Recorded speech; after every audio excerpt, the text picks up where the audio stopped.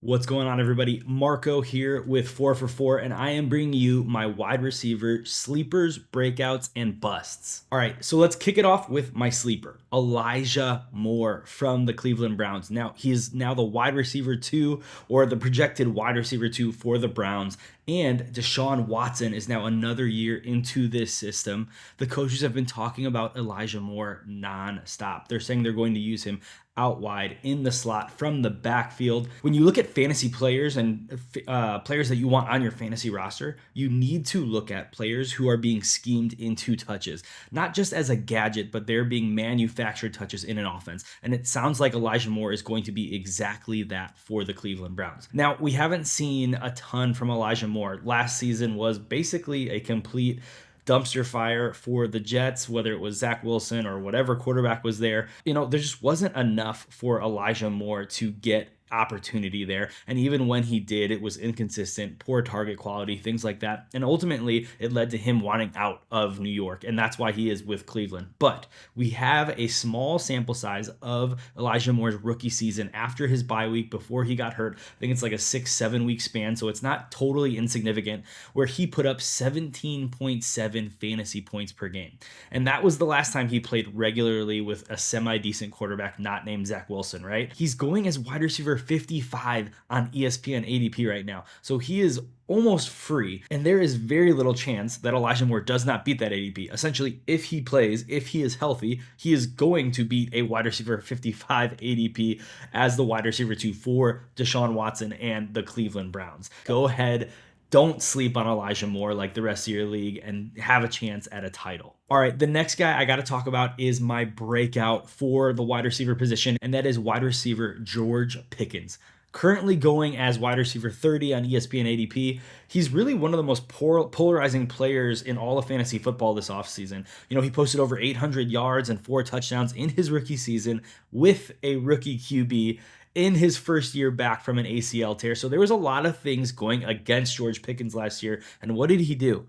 He succeeded. He didn't score a ton of touchdowns. He only scored 4, but he got those 800 yards. He did really well with a situation that most rookie wide receivers, young wide receivers coming to the NFL probably wouldn't have succeeded in. What he showed us last year was that he is not some elite route runner. That is not how George Pickens wins. He wins with physicality off the line. He wins with these just phenomenal highlight reel catches. And while that is somewhat of a concern, he actually performed pretty well if you look at Matt Harmon's reception perception in the intermediate and short areas of the field as a route runner. Now, he didn't run those routes a ton last year. He ran something like 19% of his routes as go routes last year, and that's a pretty big concern. But DK Metcalf kind of did some of the same thing early in his career. I'm not saying he's going to be DK Metcalf, but all reports out of camp is that George Pickens is going to run a way more complete route tree this season. That's the expectation. Kenny Pickett, who I have largely been a doubter of, has looked really, really good in the preseason so far.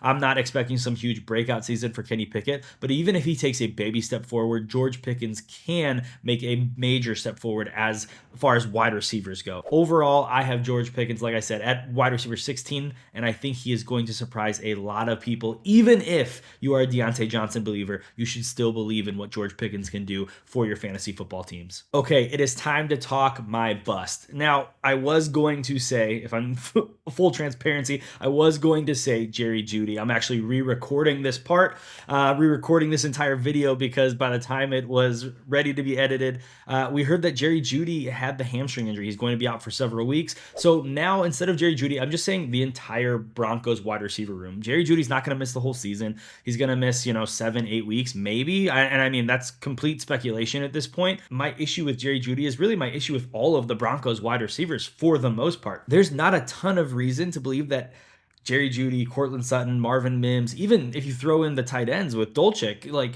there's not a ton of reason to believe that any of these players are far and above one another, that one player is going to demand a target share that's going to put them in this top 15 wide receiver category. Now, sure, Jerry Jeudy is going or he was going around like wide receiver 20, and he had the highest ADP, but even wide receiver 20 for a guy who, when healthy, which is also a concern of his, but when healthy, has only shown us a small glimpse that he can do it at the NFL level at a like an elite level that people are expecting. He was a lot of people's breakout candidate, but there's tons of concerns with what we've seen from the Broncos wide receivers, and specifically with Jerry Jeudy. I mean, Jerry Jeudy was touted as this elite route runner coming out of college, and he has shown us that he's not really that. He has not shown us any reason to believe that he can be this elite route runner in the NFL. Obviously, there's questions with Russell Wilson.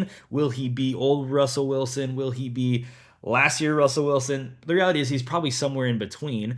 But whether it be Jeudy, Sutton, or Mims, all of these guys are going to deal with the reality of what Russell Wilson is today, and that is not a top 5 quarterback, even with the Sean Payton bump that I don't think is going to be as significant for Russell Wilson as a lot of people do. Avoid, avoid, avoid. Broncos pass catchers are going to be busts in 2023. All right, guys, well, do not forget, you need to subscribe to 4 for 4, get all of the access to tools, articles, rankings, everything in between to win your leagues. Use the promo code YouTube at checkout. You'll save yourself some cash and you'll win some money in your leagues as well. So thank you guys for hanging out. Don't forget to drop your comments below with any questions you guys have, and be kind, do good. We'll see you next time. Peace.